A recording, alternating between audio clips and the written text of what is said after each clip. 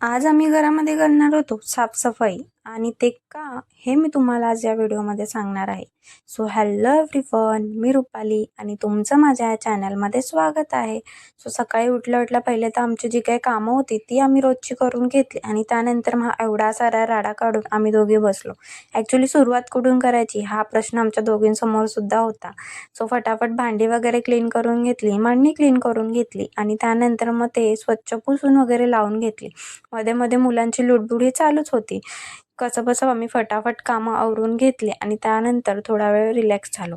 संध्याकाळच्या वेळेस अचानक दीदीचा फोन आला की आज जेवणासाठी इकडेच आहे, तुझ्यासाठी छान असा बेत मी बनवला आहे. सो मग मी काय फटाफट घरातली कामं आटपून घेतली आणि तिच्याकडे जायला निघाले. तिथे गेल्यानंतर तिचा स्वयंपाक तर अजून रेडी झालाच नव्हता. फटाफट तिने बोलत बोलत स्वयंपाक आवरून घेतला आणि त्यानंतर मग आम्ही थोडा वेळ बिग बॉस बघत बसलो.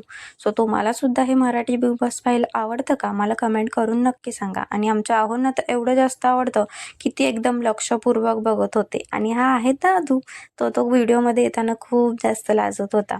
जेवायला आज मस्त असं झणझणीत सुक्कं चिकन आणि रश्श्याचा बेत होता आणि त्यासोबत ज्वारीची भाकरी.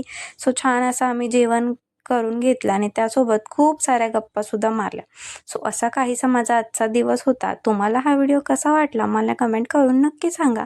सो चला भेटूया नेक्स्ट व्लॉगमध्ये. तोपर्यंत बाय.